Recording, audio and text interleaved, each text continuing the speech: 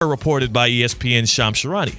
You think University of South Carolina women's basketball coach Dawn Staley got a fair shake at this one? Oh, I'm sure she told him no as well. She was like, I'm good.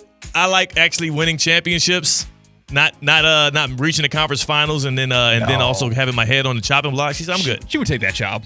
No. She would take that job. Yeah, she absolutely would. She's waiting on the 2030 when the WNBA comes to Philadelphia, her hometown.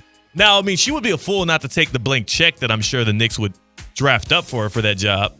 And also to break through and make history and all of that. I'm sure she would consider it. Oh, she'd make more money at South Carolina than the WNBA franchise, though, as a coach. I think with the WNBA franchise, she would be looking at ownership. Okay. Yeah. I think that would be the angle she would play. You make as much money as possible over the next few years as possible, and then you own and maybe be a coach owner. So why do I feel so underwhelmed with Mike Brown being hired as the Knicks head coach? Player coach. So when you're a player and a coach, you go player coach like Bill Russell did with the Celtics. If you're an owner and a coach, do you go coach owner or owner coach? I guess owner coach has a better ring to it. There's player owner. We saw that in the movie Semi-Pro with Will Ferrell. Right. Player always goes first. Yeah. Does coach go before owner? Do you go coach owner or owner coach? What Dawn Staley's going to do in 2030 with the Philadelphia expansion franchise. The 76 hers. With an H in there, right? Okay. Yeah, stole that.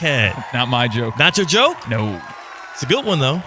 I'm glad you shared it. Yeah, I can never steal jokes. I immediately feel guilt for passing it off as my own. Right. So that's where you always get me. Mike Brown, it feels like a very, very boring, underwhelming, detrimental hire when you compare who he was hired and replacing for. Yeah, here's the thing. They didn't want Mike Brown. This is the thing. Of course, you feel a little bit slighted or a little bit underwhelmed by the hire when this is their 12th option. And this is not to denigrate anything that Mike Brown has done in the NBA. He's been a very experienced coach. He's coached in the league for more than 2 decades. He helped the Cleveland Cavaliers alongside LeBron James to the finals where they got swept by the Spurs back in 2007. He brought the Kings back 2 years ago. He brought the Kings back to the playoffs for the first time since 2006, ending the longest playoff drought in NBA history in Sacramento. Light the beam. Won Coach of the Year that year. Got fired the next year, but that's just because, coaching in the NBA doesn't matter to the greatest extent. So I will say this. We had this conversation before. I do believe that out of all of the major professional leagues, coaching, like the head coach position in the NBA, likely matters the least when it comes to winning. I've seen guys come from out of literally no coaching experience at all to get the biggest job in the sport, a la J.J. Redick. You know what I'm saying? A la even Steve Kerr. When he went to people forget with the Warriors, Steve Kerr was never a coach. He was an executive with the Suns before the Warriors hired him as a head coach. So I do believe you can be a good head coach in this league, or at least you can win without actually being a great tactician as a head coach, or even a person that is good at massaging egos. But on the other side of that, it feels a little bit redundant. It feels a little bit flat to have this 30-day coaching search after one of the best seasons in your past 3.5 decades and end up with Mike Brown. But that's the story of the New York Knicks. This kind of feels like the antithesis of the cliche saying, shoot for the stars because you'll end up, or what does it go? Shoot for the moon. Shoot for the stars so you'll end on the moon, yeah. Are the stars farther than the moon? Yeah, for sure. Shoot for the stars. Some of them you might end up like on one of the meteors that are around it. Because the Knicks were shooting for the stars and ended up in the bottom of a volcano and are being covered in molten lava and will be burning for the next 7 years. That's what it feels like. Shoot for the stars and you're signing your death warrant. I think if there's one positive to say from Mike Brown is it seems like the players that play for him like him.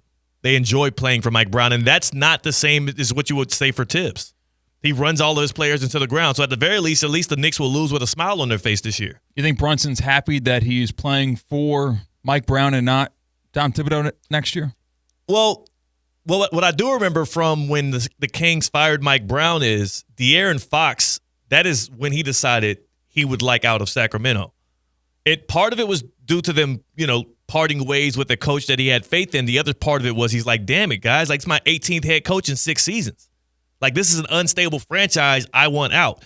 So Mike Brown, at the very least, seems to be a guy that people like. He was an assistant with the Spurs during some of their championship runs. He's famously an assistant for the Warriors, and they even coached some games when Steve Kerr had some health issues during their championship runs. Now, again, those were like the years when they kind of, had Kevin Durant and the Avengers. But he has experience at the highest level. I just don't this doesn't matter. It's an absolute nothing burger. The only reason why it matters at all is because it's the Knicks, and it took 30 days. Yeah, right. We kind of talked about how if you're firing Tom Thibodeau, you better have someone that has already said yes, waiting in the wings to replace him within maybe 24 hours. Like that, yeah. They'd have a plan afterwards, and their plan just was not realistic enough. They wanted Jason Kidd. That's clear.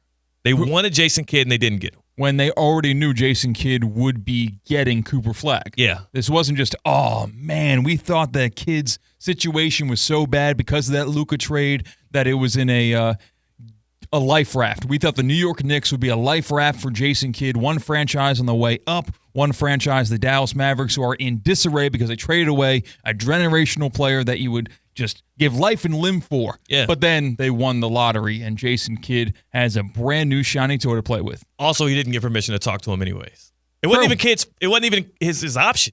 He didn't get out. He's under contract with the Dallas Mavericks. So, can you offer someone without talking to them? No. Oh, okay. So to say, you cannot. It will be a breach of his contract. I see. So what they could do is they can trade for a coach that's under contract. They'd have to give up assets for that. But then I think it also has to be agreed upon. So, again, none of the teams were willing to even negotiate with the Knicks, nor did they allow them to interview their head coach for him to leave in the first place. So that it is a clear and utter example of these are the same old Knicks. Why would we expect anything different? Why would we just assume competence out of an organization that has showed us year over year, decade over decade, of the complete opposite? Is it because Leon Rose is now in charge? Maybe. Is it because they're the Nova Knicks now and Brunson is there and his dad is there? And maybe. Or we can just go back to assuming they're similar in the NFL with the Cowboys. They'll always be around. They'll be relevant because of their brand, and some years they're going to have spike years, but I'm never going to sit here and have a full level of confidence in that organization. And I'm cool with that. I wonder if Knicks fans are cool with it. Because one thing I know, all across the nation, and especially here in Palm Beach County and the Treasure Coast, there are dozens and hundreds and thousands of Knicks fans who are waiting on pins and needles to find out who their head coach was. And I have one question for you all today, and I will open up the Baptist Health Hotline for you to jump in before we get into our NBA offseason winners and losers. Just simply put, the Knicks just hired Mike Brown. Are you happy? Was it worth it? Is this an improvement? What are your feelings as a Knicks fan now that you have Mike Brown, who, again, has won championships as an assistant? And at the very least, we can say that his former players like him. 888-7